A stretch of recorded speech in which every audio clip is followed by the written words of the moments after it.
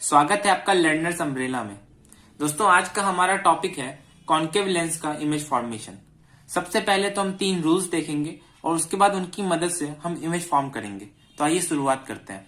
हमारा सबसे पहला रूल कहता है कि अगर कोई भी लाइट रे हमारी प्रिंसिपल एक्सिस यानी कि ये वाली लाइन इसके पैरेलल अगर होकर आती है तो रिफ्रैक्शन के बाद वो डाइवर्ज हो जाएगी, क्योंकि ये लेंस हमारा डाइवर्जिंग लेंस भी होता है।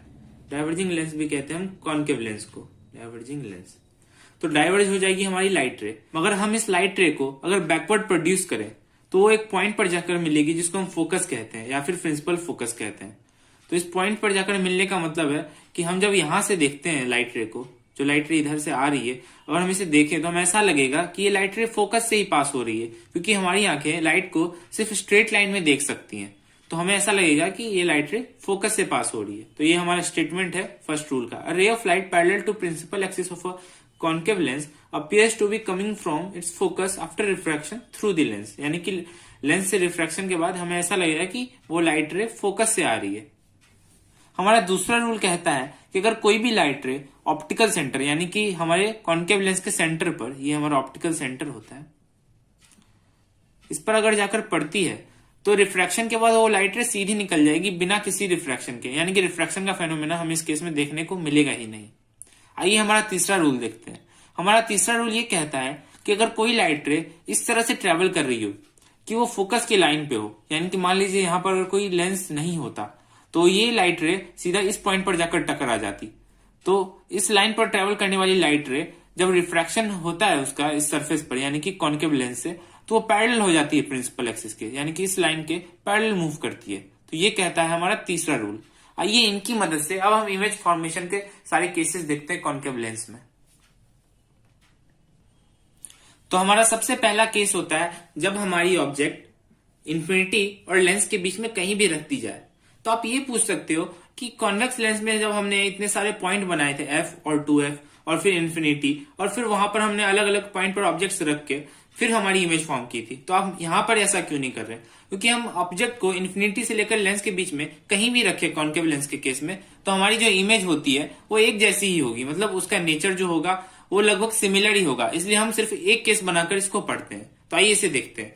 जो हमारी ऑब्जेक्ट है उससे एक लाइट रे निकलेगी जो कि प्रिंसिपल एक्सिस के पैरेलल होगी, तो वो रिफ्रैक्शन के बाद इस तरह से डाइवर्ज होगी जो कि फोकस से पास करती हुई लगे हमें। तो ये हमारा पहला रूल था। और हमारा दूसरा रूल था कि हमारी कोई भी लाइट रे जो ऑप्टिकल सेंटर से पास हो रही होती है वो सीधी निकल जाती है। तो ये दोनों लाइट रेज जहां पर मीट करेंगी वही हमारा इमेज होगा।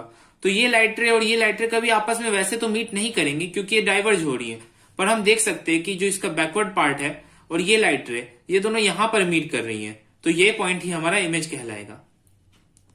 भले ये वर्चुअली मीट कर रही है पर ये पॉइंट हमारा इमेज कहलाएगा। और चूंकि ये लाइट रे एक्चुअल लाइट रे नहीं है, ये वर्चुअली मीट कर रही है, इसका एक बैकवर्ड एक्सटेंशन है जो कि हमारी इस लाइट रे से मीट कर रहा है, तो हम इसे वर्चुअल इमेज ही कहेंगे। वर्चुअल इमेज होगी, ये हमारी वर्चुअल इमेज है। तो आइए इसे समराइज करते हैं। हमारी ऑब्जेक्ट है बिटवीन इंफिनिटी एंड लेंस। तो हमारी इमेज बन रही है इस केस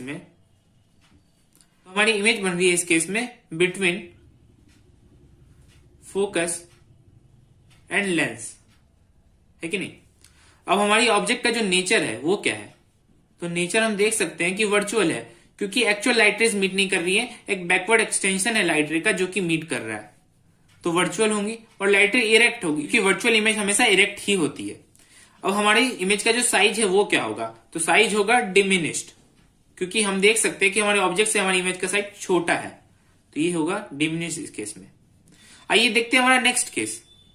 इस केस में हमारे ऑब्जेक्ट इंफिनिटी पर रखी हुई है, तो उसकी जो लाइट रेज होंगी वो एक दूसरे के पैरेलल होंगी, साथ ही प्रिंसिपल एक्सिस पे भी पैरेलल होकर आएंगी, तो वो दोनों डाइवर्ज हो जाएंगे रिफ्रैक्शन के बाद। तो इमेज फॉर्मेशन का हमारा पहला रूल यही कहता है कि कोई भी लाइट रे अगर प्रिंसिपल एक्सिस के पैरेलल आ रही हो तो वो रिफ्रैक्शन के बाद इस तरह से पास होगी कि उसका बैकवर्ड एक्सटेंशन हमें फोकस से पास होता हुआ दिखेगा यहां से।